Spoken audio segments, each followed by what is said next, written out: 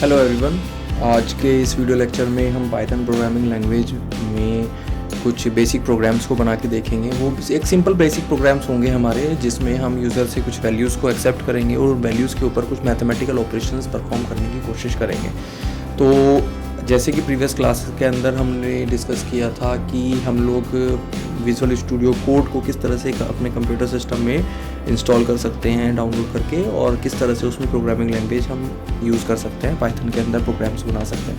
तो अभी की क्लासेस के अंदर जो भी हम प्रोग्राम्स बनाएंगे वो प्रोग्राम्स हमारे VS कोड के अंदर ही बनाएंगे। तो चलिए स्टार्ट करते हैं। सबसे पहले हम लोग क्या करेंगे, अपने VS कोड को स्टार्ट कर लेंगे। तो ये हमारा VS कोड हमारा स्टार्ट हो गया है। हम यहाँ से अपने फोल्डर को ओपन कर लेते हैं। डॉक्यूमेंट के अंदर हमने फोल्डर बनाया था, ये है पाइथन प्रोग्राम्स के नाम से, इसको हम ओपन कर लेते हैं। और यहाँ पे हम एक नई फाइल बना लेते हैं, basics.py के नाम से हम यहाँ पे एक नई फाइल बना लेते हैं। तो फाइल हमारी यहाँ पे क्रिएट हो चुकी है। तो सबसे पहले हम यहाँ पे प्रोग्राम बनाएंगे अपने एडिशन के लिए, कि यूज़र से हमें अगर 2 वैल्यूज़ को एक्सेप्ट करना है और उसको ऐड करके उसका रिजल्ट हमें आउटपुट स्क्रीन पे प्रिंट कराना है, तो वो हम किस तरह से यहाँ पे कर सकते हैं। तो बेसिकली इस प्रोग्राम के अंदर अगर हम समझ पा रहे हैं तो हमें एडिशन का टास्क परफॉर्म करना है, यानी कि C = A+B इसका फॉर्मूला हमारा बनता है। तो अगर इस फॉर्मूले को हम ध्यान से देखें तो हमें पता लगेगा कि कितने नंबर ऑफ वेरिएबल्स की हमारे पास रिक्वायरमेंट होने वाली है इस टास्क को अचीव करने के लिए। तो हमने देखा यहाँ पे C = A+B, यानी कि हमें यहाँ पे 3 अलग अलग वेरिएबल्स की रिक्वायरमेंट होने वाली है। एक C, A और B, 3 अलग अलग वेरिएबल्स हमारे यहाँ पे आने वाले हैं। तो चलिए तीनों वेरिएबल्स को हम लोग इनिशियलाइज करते हैं और यूज़र से उसमें वैल्यूज़ को एक्सेप्ट करना शुरू करते हैं। तो सबसे पहले हमें यूज़र से 2 वैल्यूज़ को लेना है। 2 वैल्यूज़ लेने के लिए हम लोग क्या करेंगे, हम यहाँ पे A नाम का एक वेरिएबल बना लेते हैं, जिसमें हम इंट, क्योंकि हमें इंटीजर टाइप में कन्वर्ट करनी पड़ेगी, क्योंकि हमारा जो इनपुट फंक्शन है वो बाय डिफ़ॉल्ट स्ट्रिंग टाइप का देगा। Enter first value. इसी तरह से B नाम से एक वेरिएबल बना लेते हैं हम,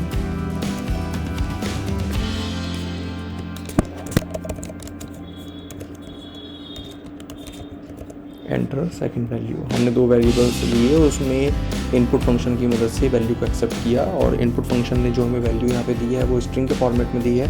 तो हमने हैंड टू हैंड यहाँ पे इंट फंक्शन का यूज़ करके उसको इंटीजर में कन्वर्ट कर लिया। अब हम यहाँ पे C = A+B कर देते हैं, तो दोनों वैल्यूज़ हमारी ऐड होकर C में फाइनल रिजल्ट हमारा आ जाएगा। अब हम यहाँ पे क्या कर लेते हैं, हम यहाँ पे प्रिंट कर देंगे किसको, C को, the addition of both values is. हम यहाँ पे, और देखिए हम यहाँ पे एक मिस्टेक कर रहे थे, हमें एरर यहाँ पे दे भी रहा है, क्योंकि प्रिंट फंक्शन में एज अ स्ट्रिंग हम लोग इसको प्रिंट कराने वाले हैं, तो हमें इसको डबल कोट में रखना पड़ेगा। देखिए अब ये एरर हमारे यहाँ पे चली गई है। अब यहाँ पे हमें C की वैल्यू को प्रिंट कराना है। तो जैसे कि प्रीवियस क्लास में भी हमने देखा था कि C हमारा इंटीजर वैल्यू को कंटेन कर रहा है, और हम यहाँ पे प्रिंट के अंदर उसको कन्कैटिनेट कराने की कोशिश कर रहे हैं स्ट्रिंग के साथ। तो हमें क्या करना पड़ेगा, C की वैल्यू को स्ट्रिंग में कन्वर्ट करना पड़ेगा। और हमने देखा था कि C की वैल्यू को, यानी कि किसी भी इंटीजर वैल्यू को स्ट्रिंग में कन्वर्ट करने के लिए हम लोग क्या करते हैं, str फंक्शन का यूज़ करते हैं। तो हमने यहाँ पे str फंक्शन से C को कन्वर्ट किया स्ट्रिंग में, और तब हम इसको रन करके देखते हैं। तो प्रोग्राम को हमने रन किया, इसने हमें बताया इनवैलिड सिंटैक्स। हाँ बिल्कुल इनवैलिड सिंटैक्स यहाँ पे बता रहा है। क्यों, क्योंकि हमने यहाँ पे प्लस नहीं लगाया था, क्योंकि हमें कन्कैटिनेट करने के लिए क्या करना पड़ेगा, प्लस ऑपरेटर का इस्तेमाल करना पड़ेगा। दोबारा से प्रोग्राम को रन करते हैं। देखिए यहाँ पे मेरी एंटर फर्स्ट वैल्यू मैसेज आ गया है, मैंने यहाँ पे एंटर किया 10, और एंटर सेकंड वैल्यू मैंने यहाँ पे एंटर किया 20। तो यहाँ पे देखिए the addition of both value is 30, यहाँ पे आउटपुट स्क्रीन पे हमारा प्रिंट हो गया। ठीक है, तो इस तरह से हम क्या कर सकते हैं, यूजर से 2 वैल्यूज को एक्सेप्ट करा सकते हैं और उनका एडिशन करके उसको प्रिंट करा सकते हैं। तो ये हमारा सबसे फर्स्ट प्रोग्राम था।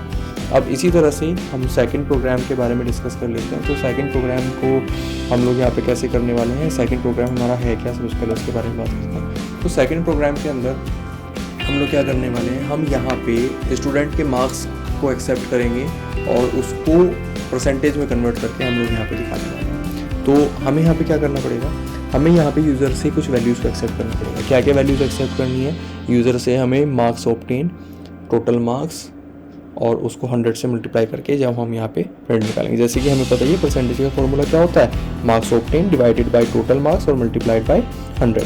तो हम इस फॉर्मूला को सॉल्व करने के लिए यहाँ पे प्रोग्रामिंग कर रहे हैं। तो हमें यहाँ पे एक वैल्यू लेनी है, सपोज मान लीजिए ए नाम के वेरिएबल को हम यूज कर लेते हैं, इंट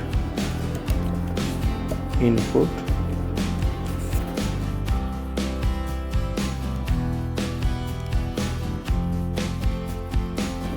मार्क्स। हम यहाँ पे मार्क्स को एंटर करा लेते हैं यूजर से। इसी तरह से हम यहाँ पे बी नाम का एक वेरिएबल बनाएंगे, इंट इनपुट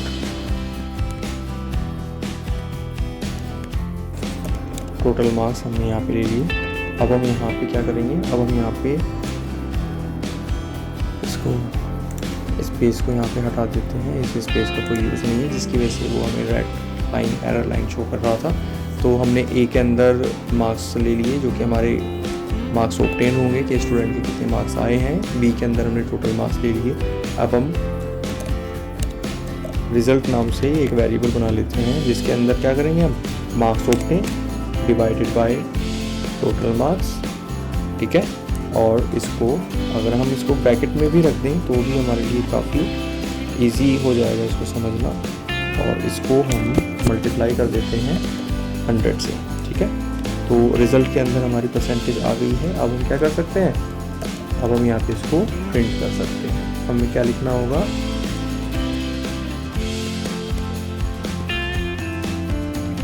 परसेंटेज, ये इसको, क्योंकि वो हमारा आगे की क्लासेस में हम लोग से देखेंगे कि यहाँ परसेंटेज को ये डायरेक्टली एक्सेप्ट नहीं करते हैं। तो percentage of the student is, और उसके बाद हमें क्या करना पड़ेगा, प्लस ऑपरेटर लगाएंगे और हमें str फंक्शन को यूज़ करके हमें क्या करना पड़ेगा, रिजल्ट को यहाँ पे इनिशियलाइज करना पड़ेगा, ठीक है। अब इस प्रोग्राम को हम रन करके देख लेते हैं। बेसिक्स का हमने प्रोग्राम सॉल्व करने की कोशिश की है, हमने यहाँ पे एक फॉर्मूला इम्प्लीमेंट करने की कोशिश की। अब सपोज मान लीजिए एंटर मार्क्स हमारे यहाँ पे हैं 60, मार्क्स ऑब्टेन थे हमारे 100। तो देखिए परसेंटेज कैलकुलेट होकर क्या आई हमारी 60.0, ठीक है। यानी कि ऑटोमेटिकली इसने क्या किया, इसने यहाँ पे चेक कर लिया कि हमारा जो रिजल्ट के अंदर आंसर आने वाला है उसमें पॉइंटिंग डिजिट्स हो सकती हैं। तो इसने उसको ऑटोमेटिकली क्या कंसीडर कर लिया, इसने ऑटोमेटिकली इसको फ्लोट में कंसीडर कर लिया, क्योंकि पॉइंटिंग डिजिट्स के लिए हम किस डेटा टाइप का यूज़ करते हैं, फ्लोट डेटा टाइप का यूज़ करते हैं। तो इस तरह से हम क्या कर सकते हैं, हम यहाँ पे परसेंटेज कैलकुलेट कर सकते हैं, ठीक है। चलिए अगले प्रोग्राम की तरफ मूव करते हैं। अगला प्रोग्राम हमारा जो है जिसमें हम मैथमेटिकल फार्मूला सॉल्व करने वाले हैं वो है हमारा ax² + bx + c। ये हमारा एक मैथमेटिकल फार्मूला है, इसको हम सॉल्व करने की कोशिश करेंगे। तो देखिए इस फार्मूला को अगर हम ध्यान से देखें, ax² + bx + c, तो इस फार्मूला में हमें यहाँ पे पता लग रहा है कि हम लोगों को क्या करना है, हम लोगों को यहाँ पे कितने नंबर ऑफ वेरिएबल्स की ज़रूरत है, हमें यहाँ पे 4 वेरिएबल्स की ज़रूरत होने वाली। कौन कौन सी, a, b, c और x, 4 वेरिएबल्स की हमें यहाँ पे नीड पड़ने वाली है। तो हम लोग क्या करेंगे, हम यहाँ पे यूज़र से 4 अलग अलग वैल्यूज़ को एक्सेप्ट करेंगे। कैसे, a = int input enter the value of a, इसी तरह से b = int input enter the value of b, इसी तरह से c = int input enter the value of c, x = int input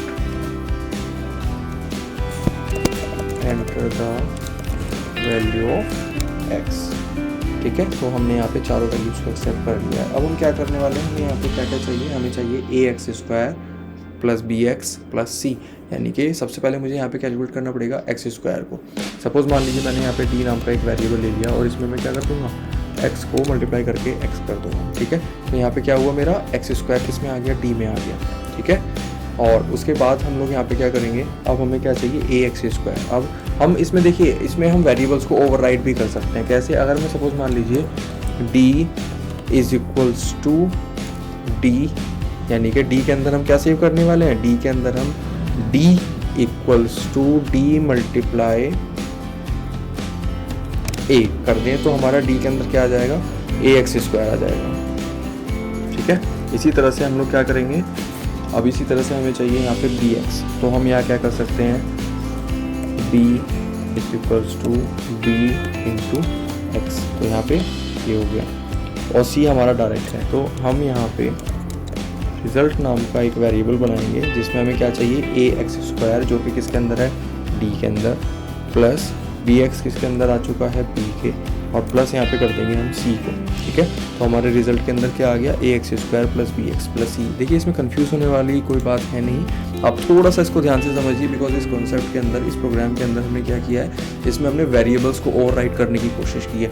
अगर आप चाहें तो आप नॉर्मली वेरिएबल्स को भी बढ़ा सकते हैं, नंबर ऑफ वेरिएबल्स कितने भी आप इसमें इनिशियलाइज कर सकते हैं, उसकी कोई लिमिट नहीं है। बट हमने वैल्यूज़ को इनिशियलाइज करने के लिए यहाँ पे वेरिएबल्स को ओवरराइड करने की कोशिश की है, एक नया कॉन्सेप्ट सीखने की कोशिश की है। जैसे हमने यहाँ पे डी के अंदर एक्स स्क्वायर लिया था, अब हमने क्या कर दिया, डी के अंदर डी मल्टीप्लाई ए किया, तो इसका मतलब क्या है कि डी के अंदर ऊपर से क्या आ रहा था, एक्स स्क्वायर आ रहा था, यानी कि इस डी के अंदर यहाँ पे क्या है, एक्स स्क्वायर मल्टीप्लाई ए, यानी कि ए एक्स स्क्वायर हो गया, और उसकी वैल्यू को वापस से हमने डी के अंदर सेव कर दिया। मतलब डी के अंदर इस लाइन के हिसाब से पहले क्या वैल्यू थी, उस वैल्यू को ओवरराइड करके यहाँ पे नई वैल्यू यानी कि ए एक्स स्क्वायर आ गई है। इसी तरह से मैंने b is equals to B multiply X कर दिया, यानी कि b के अंदर पहले क्या था, जो वैल्यू हमने यहाँ से एक्सेप्ट की थी वो हमारे b के अंदर थी, उसमें x की मल्टीप्लाई करके हमने b के अंदर ही सेव कर दिया, और हमने क्या किया, इनको फिर यहाँ पे ऐड कर दिया। अब हम यहाँ पे नेक्स्ट लाइन में क्या कर सकते हैं, हम यहाँ पे प्रिंट कर सकते हैं किसको, रिजल्ट को डायरेक्टली हम यहाँ पे प्रिंट कर सकते हैं, ठीक है। तो हमारा a x square plus b x plus c हमारा इस तरह से यहाँ पे प्रिंट हो जाएगा, ठीक है। इस प्रोग्राम को हम रन करके देखते हैं। एंटर द वैल्यू ऑफ ए, मैंने यहाँ पे एंटर कर दिया 2, यहाँ पे मैंने 3 बी की वैल्यू और सी की वैल्यू मैंने 4 एंटर कर दी, और एक्स के लिए हमने 5 एंटर कर दिया। देखिए इसका 69 हमारा आउटपुट आ गया है, यानी कि a x square plus b x plus c के अंदर अगर हम ये वैल्यूज़ इन सीक्वेंस हम स्टोर करते हैं तो क्या होगा, हमारा फाइनल आंसर 69 आएगा। अगर आप इसको मैनुअली ट्राई करना चाहें तो आप इसको मैनुअली सॉल्व करके ट्राई भी कर सकते हैं, तो हमारा सेम ही आंसर आएगा। तो इस तरह से हम क्या कर सकते हैं, अपने किसी भी मैथमेटिकल फार्मूला को यहाँ पे सॉल्व करके देख सकते हैं अपनी प्रोग्रामिंग के अंदर, ठीक है। तो आज की क्लास में हम लोग इतना ही रखते हैं। आज के लिए आप लोगों का होमवर्क यही रहेगा कि आप लोग मैथमेटिकल कोई भी फार्मूला को लेके उसको पाइथन प्रोग्रामिंग के अंदर सॉल्व करके देख सकते हैं, ठीक है। Thank you so much, have a nice day.